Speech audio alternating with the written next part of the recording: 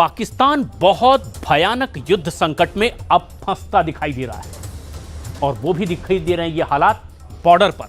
लेकिन ये बॉर्डर भारत पाकिस्तान का नहीं बल्कि ईरान और पाकिस्तान का है, क्योंकि ईरान ने पाकिस्तान बॉर्डर सील कर दिया है।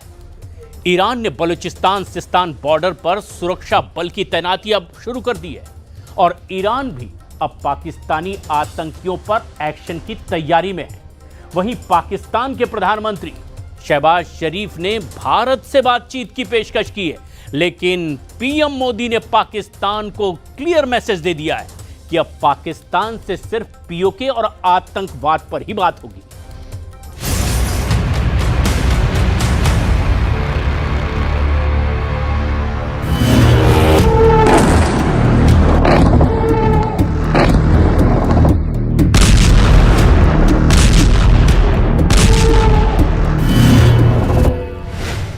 ये न्याय का नया स्वरूप है, ये ऑपरेशन सिंदूर है।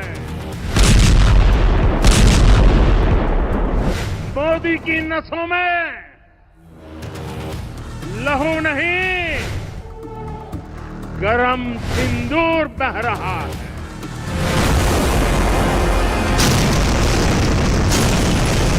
सिंदूर बारूद बन जाता है तो नतीजा क्या होता है?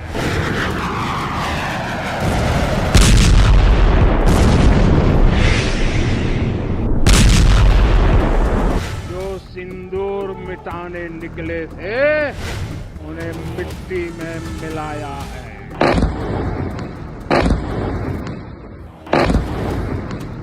सौगंध मुझे इस मिट्टी की, मैं देश नहीं मिटने दूंगा। मैं देश नहीं झुकने दूंगा। जो अपने हथियारों पर घमंड करते थे, आज वो मलबे के ढेर में दबे हुए हैं।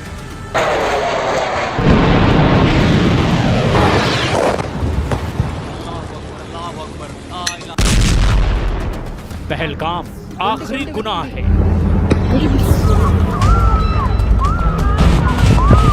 पाकिस्तान के जनरल का अजीम गुनाह। आसिम मुनीर की जिहादी साजिश का अंत इसी दिन से शुरू हुआ।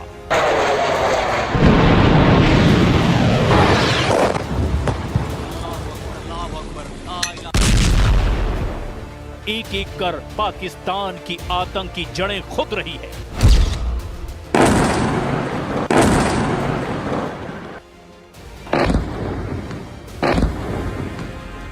गुजरे 30 दिन में पाकिस्तान ने दिन में तारे देखे, रात में बारूदी सूरज देखा।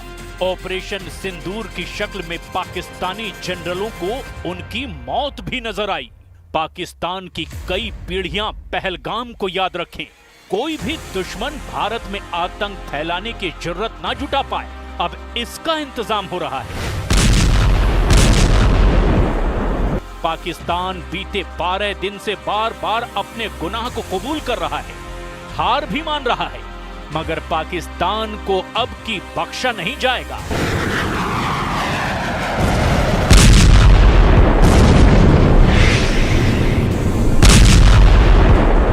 पहलगाम आतंकी हमले के 1 महीने बाद पीएम मोदी ने ऐलान किया कि आतंक के सर्वनाश तक प्रहार होता रहेगा।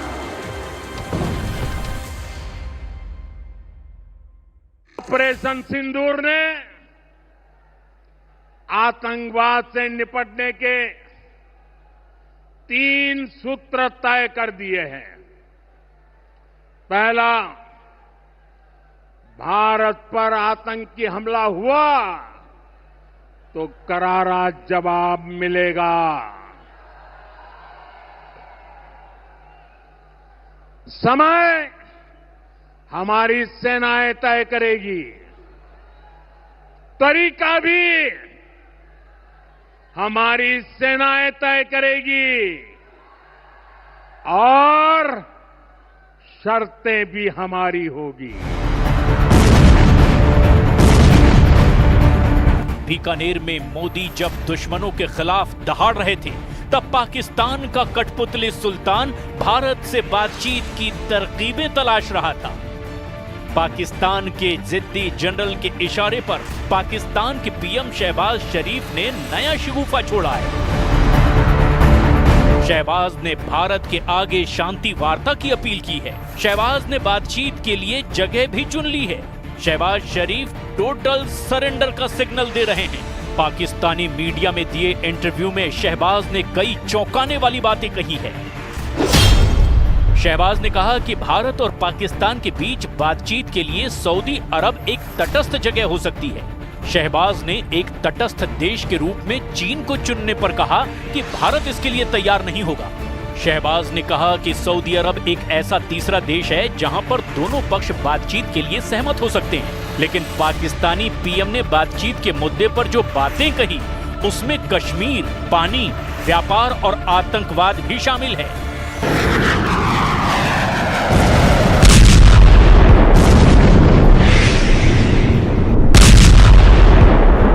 जबकि भारत साफ कर चुका है कि पाकिस्तान से सिर्फ दो मुद्दों पर बात होगी, पहला आतंकवाद, दूसरा पाकिस्तान के अवैध कब्जे वाला कश्मीर का हिस्सा।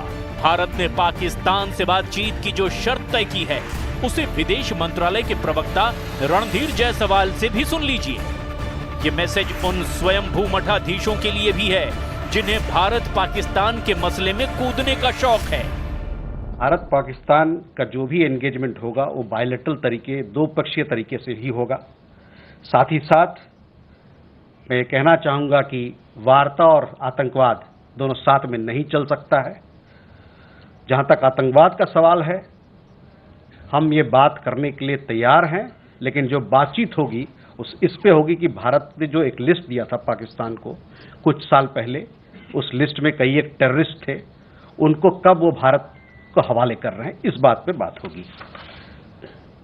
जहां तक बायलैटरल डिस्कशन, दो पक्षीय डिस्कशन, बातचीत की बात है, जम्मू कश्मीर के मामले में उस पर सिर्फ और सिर्फ एक ही बात पर बातचीत होगी, वो है कि जो इल्लीगल तरीके, अवैध तरीके से पाकिस्तान जो भारतीय भूमि को कब्जा कर रखा है उसको जल्द से जल्द उसको वेकेट करें।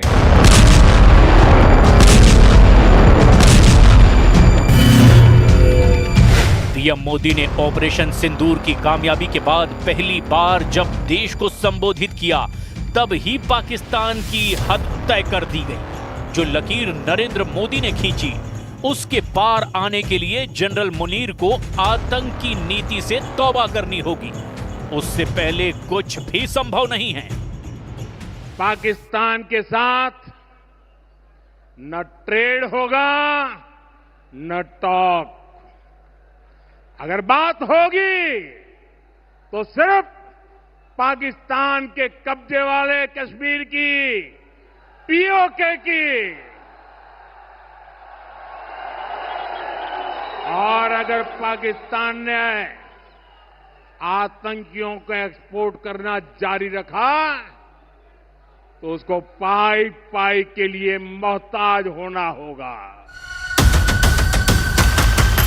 सच ये है कि पाकिस्तान आतंकवाद पर पूरी तरह बेनकाब हो चुका है। नरेंद्र मोदी की रणनीति ने जनरल मुनीर का दिमाग ठिकाने लगा दिया है। पाकिस्तान को एक के बाद एक झटके लग रहे हैं। भारत के बाद ईरान ने पाकिस्तान के साथ लगने वाली अपनी सीमा को पूरी तरह सील करने का बड़ा फैसला लिया है। ईरानी मीडिया के मुताबिक ये फैसला बॉर्डर सिक्योरिटी की मजबूती के साथ पाकिस्तान प्रायोजित आतंकवाद को रोकने के लिए किया गया है। ईरान ने पाकिस्तानी बॉर्डर सील करने की वजहों में ईंधन तस्करी, अवैध आवाजाही और नशीले पदार्थों की तस्करी को भी गिनाया है। ईरान और पाकिस्तान के बीच सिस्तान बलूचिस्तान प्रांत में लगने वाली सीमा को कई सालों से बारूदी बॉर्डर भी कहा जाता रहा है, जहां से पाकिस्तानी टेरर टोली आतंकी हमले, ड्रग तस्करी और अवैध घुसपैठ करती रही है। लेकिन अब ईरान पाकिस्तान बॉर्डर पर अतिरिक्त सुरक्षा बलों की तैनाती, उन्नत निगरानी उपकरणों के साथ बाड़बंदी भी करने जा रहा है। ईरान ने पहले भी पाकिस्तान में घुसकर जैश अल अदल जैसी सुन्नी चरमपंथी समूहों के खिलाफ कार्रवाई की है।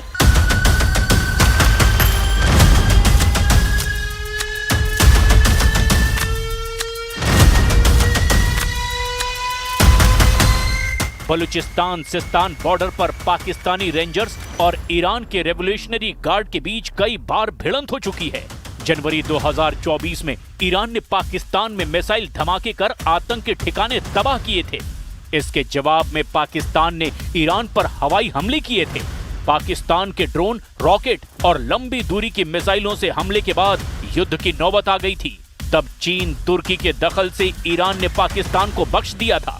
हालांकि पाकिस्तान के कट्टर दुश्मन तालिबान लड़ाके किसी भी कीमत पर जनरल मुनीर पर रहम करने को तैयार नहीं हैं। पाकिस्तान तहरीक तालिबान के फाइटर्स से जारी युद्ध में मुनीर आर्मी इतनी खौफजदा है कि जहां देखिए वहां अपने ही नागरिकों को मौत के घाट उतार रही है। पाकिस्तानी एयरफोर्स के जंगी जेटों का झुंड आसमान में मंडराने लगा है। चीन से मिले ड्रोन का स्ट्राइक ग्रुप भी इस बीच उड़ान भरने लगा। मीर अली में मानो जंग छिड़ी हो। ड्रोन से दनादन बम बरसाए जाने लगे, जंगी जेटों से मिसाइलें दागी जाने लगी। एक ही झटके में मीर अली इलाका बारूदी कब्रिस्तान बन गया। जब बारूद ठंडा पड़ा तो लोगों को मलबे में मिली 3 बच्चों की लाशें, जिन्हें पाकिस्तानी वायुसेना ने मौत के घाट उतार दिया। दावा ये किया गया कि आतंक पर जोरदार प्रहार हुआ है, लेकिन इस एयर स्ट्राइक की हकीकत उससे सुनिए जिसके 3 बच्चों को मारा गया। मौत के सौदागरों से एक बेबस पिता क्या कह रहा है, उसे दुनिया की महाशक्तियां भी जरा गौर से सुन लें। दईदे पोरा मीर न दहशतगर्दी ख्वाशवी मीर अमन पसंद खाल की अल्लाह दे पोरा मीर बाल बच माफ का खुदना लोडी वतन में देता प्रवर्तन लो पाशे तो न सो उकड़ल नेरा हो तरफ तारे कानस्ता मीर सो की कीमत दौलता की करता दे तारगली बच्चों में वोड़ बच्चों में तयशी दी दे और मुता बयान रोजे बेगराता खुदाई दे पर लश्की हाल बंदे में राखा मुका काने भी पदाना हुआ तरफ तमीर तरह लिया रफ्ताना।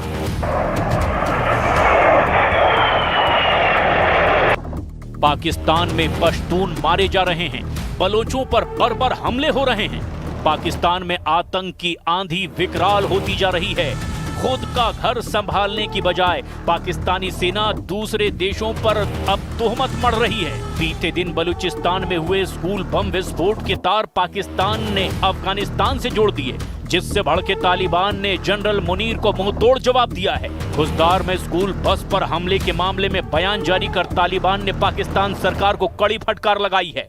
तालिबान ने कहा, बिना किसी सबूत के अफगानिस्तान की तरफ उंगली उठाने की आदत पाकिस्तान को छोड़ देनी चाहिए। अगर पाकिस्तान के पास इसका कोई सबूत है तो उसे सामने लाना चाहिए। तालिबान के उप प्रवक्ता हमदुल्ला फितरत ने एक्स पर अपने पोस्ट में लिखा, पाकिस्तान के खुदजार इलाके में एक स्कूल बस पर हमला दुखद है। बच्चों को निशाना बनाना किसी भी हाल में सही नहीं है। यह हमला मानवता के खिलाफ है। अब पाकिस्तान के अधिकारी कह रहे हैं कि इस हमले में अफगानिस्तान का हाथ है, लेकिन उनके पास कोई सबूत नहीं है। अफगानिस्तान किसी भी देश के खिलाफ अपनी धरती का इस्तेमाल करने की इजाजत नहीं देता।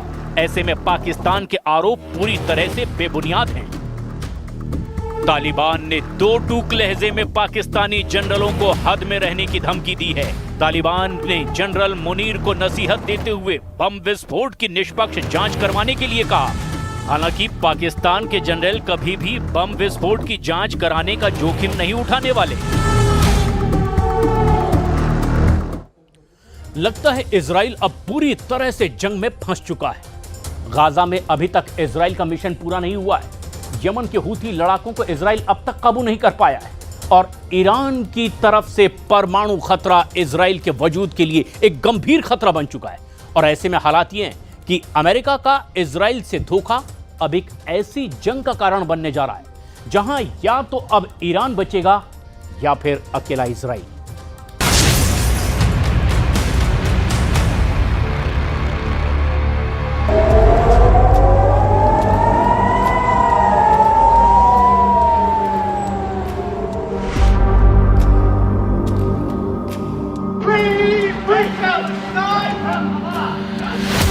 वॉशिंगटन में मारे गए इजरायली, अब ईरान पर 7 दिन बमबारी।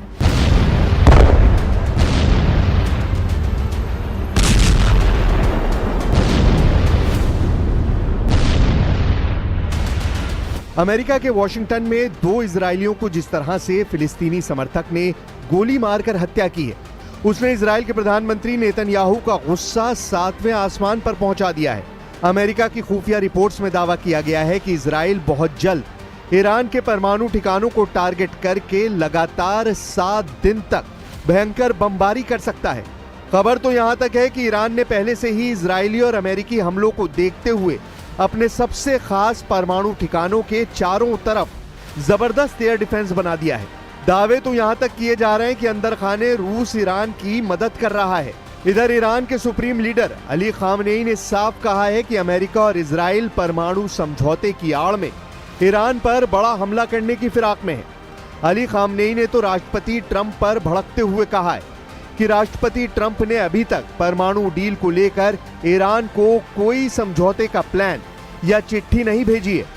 इधर जब से वॉशिंगटन में इजरायली दूतावास के 2 कर्मचारियों की गोली मारकर हत्या की गई है, उसके बाद से पीएम नेतन्याहू ने ऐलान कर दिया है कि इस वक्त इजराइल दुनिया में अकेला है और वो अपने दम पर गजा, यमन और ईरान तीनों से सख्ती से निपटेगा।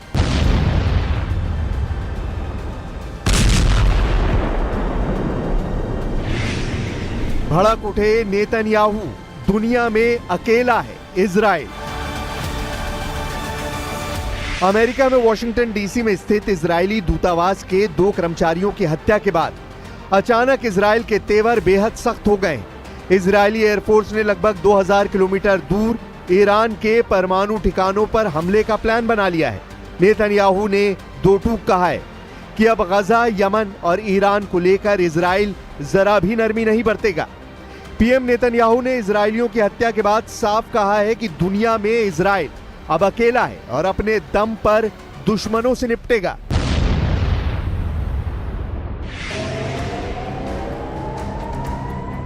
अमेरिका की राजधानी वॉशिंगटन डीसी में इजरायली दूतावास के 2 कर्मचारियों की गोली मारकर हत्या कर दी गई। यह घटना 21 मई की रात करीब 9:05 पर यहूदी म्यूजियम के बाहर हुई। टाइम्स ऑफ इजराइल के मुताबिक हत्यारे ने फ्री फिलिस्तीन का नारा लगाकर दोनों को नजदीक से गोली मारी है। मृतकों में एक पुरुष और एक महिला शामिल है। हमले में यारोन लिस्चिंस्की और उनकी प्रेमिका साहरा मिलग्रिम की मौत हो गई है। घटना के वक्त दोनों कर्मचारी कैपिटल यहूदी म्यूजियम से बाहर निकल रहे थे। इजरायली दूतावास के प्रवक्ता ने कहा कि दोनों ने हाल ही में सगाई की थी और जल्द ही शादी करने वाले थे। पुलिस ने आरोपी को गिरफ्तार कर लिया है। उसकी पहचान इलियास रॉड्रिगेज के रूप में हुई है। उसकी उम्र 30 साल है। वो शिकागो का रहने वाला है। गिरफ्तारी के दौरान वो फिलिस्तीन को आजाद करने के नारे लगा रहा था। हैरानी की बात तो ये कि जिस जगह हत्या हुई वहां से कुछ फासले पर ही एफबीआई का एक दफ्तर मौजूद है। टारगेट पर परमाणु ठिकाने, अब ईरान पर 7 दिन बमबारी। एक बार फिर इजराइल बुरी तरह से घिरता जा रहा है। गाजा में इजरायली कार्रवाई के विरोध में पूरी दुनिया, खासतौर से ब्रिटेन, फ्रांस, जर्मनी और अरब देश इजराइल के खिलाफ सख्ती से विरोध पर उतर आए हैं। ब्रिटिश पीएम कीर स्टारमर ने गाजा में इजराइल के जबरदस्त हमलों को देखते हुए 2 टूक कह दिया है कि ब्रिटेन इजराइल से अपने व्यापारिक संबंध खत्म कर सकता है। जबकि अमेरिका के पूर्व उपराष्ट्रपति माइक पेंस का दावा है कि राष्ट्रपति ट्रंप और प्रधानमंत्री नेतन्याहू के बीच बातचीत पूरी तरह से बंद हो चुकी है। यानी इस वक्त इजराइल पूरी तरह से अकेला पड़ गया है। ऐसे हालात में नेतन्याहू का बौखलाना साबित करता है कि अब इजराइल अमेरिका की परवाह किए बिना गजा से लेकर ईरान तक भीषण हमला करेगा। इजरायली मीडिया ने दावा किया है कि अमेरिकी खुफिया एजेंसियों को पता चला है कि इजराइल ने 7 दिन तक ईरान पर भयंकर हमला करने का प्लान बनाया है।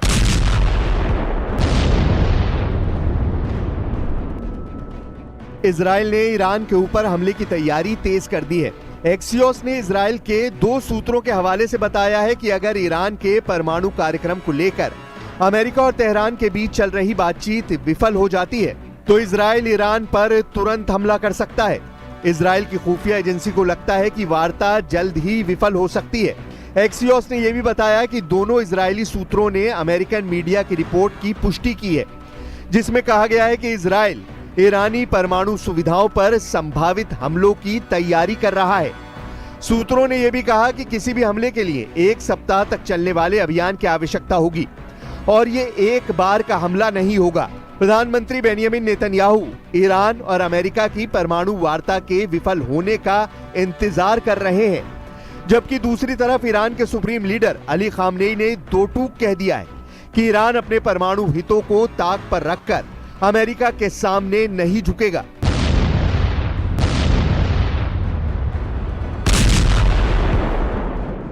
איראן נשארה איום רציני מאוד על ישראל. אנחנו כמובן בתיאום מלא עם ארצות הברית, מדברים איתם כל הזמן, ואנחנו מקווים, הם יכולים להשיג הסכם שימנע מאיראן נשק גרעיני.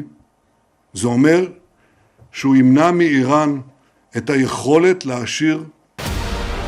अमेरिका को नई खुफिया जानकारी मिली है जिससे पता चलता है कि इजराइल ईरानी परमाणु प्रतिष्ठानों पर हमला करने की तैयारी कर रहा है। ये जानकारी ऐसे समय में आई है जब ट्रंप प्रशासन तेहरान के साथ कूटनीतिक समझौतों पर काम कर रहा है। कई लोगों का मानना है कि इस प्रोग्राम के जरिए वो परमाणु हथियार बनाने की कोशिश कर रहा है, जैसा कि भारत, पाकिस्तान और इजराइल ने किया था। इन देशों ने नागरिक परमाणु प्रोग्राम के नाम पर ही परमाणु हथियार विकसित कर लिए थे। ईरान के बारे में माना जाता है कि वो परमाणु हथियारों के लिए दोहरे रास्ते अपना रहा है। असैन्य परमाणु प्लांट से प्लूटोनियम निकालना और ईरान से ही निकाले गए यूरेनियम का संवर्धन करना। ईरान के अंडरग्राउंड परमाणु ठिकानों पर हमला आसान नहीं। ईरान इजराइल की सीमा से 2100 किलोमीटर दूर है। इजराइल उसके परमाणु ठिकानों को बर्बाद करने के लिए एक असाधारण और मुश्किल सैन्य मिशन शुरू कर सकता है, जिसमें मुख्य रूप से लड़ाकू जेट शामिल हो सकते हैं। इन लड़ाकू विमानों को हवा में ईंधन भरने और अपने लक्ष्यों तक पहुंचने के लिए काफी दूर तक उड़ान भरने की जरूरत होगी। लेकिन यहां भी एक समस्या है। इजराइल की वायुसेना के पास ईरान के ऐसे परमाणु ठिकानों को नष्ट करने के लिए ना तो प्लेटफॉर्म है, ना ही विशेष हथियार। फोर्डो और नतांज जैसे अंडरग्राउंड परमाणु ठिकानों को नष्ट करने के लिए इजराइल को GBU-57 मैसिव ऑर्डिनेंस पेनिट्रेटर यानी MOP जैसे बम की जरूरत होगी, जिसका वजन 12 टन से ज्यादा है और 6 मीटर लंबाई है। GBU-57 यानी MOP मिट्टी में 61 मीटर नीचे घुसकर विस्फोट कर सकता है, लेकिन इसे केवल B-52 और B-2 जैसे अमेरिकी भारी बमवर्षक विमान ही ले जा सकते हैं, जो इजराइल के पास नहीं है। यानी इजराइल अपने दम पर ईरान के परमाणु ठिकानों को नष्ट नहीं कर सकता, उसे अमेरिका की जरूरत होगी और अमेरिका इजराइल की मदद को इस वक्त तैयार नहीं है। ऐसे हालात में इजराइल ईरान के अंडरग्राउंड परमाणु ठिकानों को निशाना बनाने के लिए स्वदेशी MOP बना सकता है। इजरायली MOP को या तो C-130 हरक्यूलिस विमान या फिर बैलिस्टिक मिसाइल से लॉन्च किया जा सकता है। इनमें से किसी भी प्लेटफॉर्म का इस्तेमाल करना रिस्की और तकनीकी चुनौतियों से भरा होगा। अब ऐसे हालात में इजराइल कैसे हमला करेगा, ये देखना होगा। فکر میکنید برای چی میان با ما مذاکره میکنن؟ برای اینکه ناامید شدن که تحریم‌های ظالمانه‌شون مردم ایران رو به زانو در بیاره، دولت ایران رو به زانو در بیاره. اگه مطمئن بودن که به زانو در میاره که مذاکره نمی‌کردن، که میگفتن صبر میکنیم 2 ماه دیگه، 3 ماه دیگه، 6 ماه دیگه خودشون سر خم میکنن و میان جلو. ولی دیدن که این اتفاق نمیفته به خاطر مقاومت مردم ایران. इजराइल के हमले पर पलटवार को तैयार ईरान। इधर ईरान के सुप्रीम लीडर अली खामनेई ने अब तय कर लिया है कि ईरान हर हमले का जवाब घातक मिसाइलों से देगा। ईरानी कमांडर और ईरान की IRGC ने कुछ ऐसे फैसले किए हैं जो इजराइल और अमेरिका को बुरी तरह से डरा रहे हैं। ईरान के इरादों से ये लगभग साफ हो चुका है कि वो अब अमेरिका और इजराइल से कयामत तक जंग करने को तैयार है। अपने घातक शाहिद ड्रोन और 5 तरह की लंबी दूरी की घातक मिसाइलों को इजराइल ने हमले के लिए पूरी तरह से तैयार कर लिया है। खुद ईरान की इस्लामिक रेवोल्यूशनरी गार्ड कॉर्प्स यानी IRGC ने एक वीडियो जारी किया है, जिसमें एक सुरंग के तहखाने में ईरान की बेहद घातक और नई मिसाइलें भरी पड़ी हैं। अंडरग्राउंड में ईरान का ज्वालामुखी मिसाइल सिटी में 1 लाख मिसाइलें। जरा इस वीडियो को गौर से देखिए। ईरान के इस्लामिक रेवोल्यूशन गार्ड कॉर्प्स यानी IRGC ने अंडरग्राउंड मिसाइल सिटी का खुलासा किया है। IRGC से जुड़े तस्नीम न्यूज ने दावा किया है कि अंडरग्राउंड बेस में ईरान ने क्रूज मिसाइलों को रखा है, जिन्हें रणनीतिक रूप से दक्षिणी जल विध्वंसक जहाजों को निशाना बनाने के लिए डिजाइन किया गया है।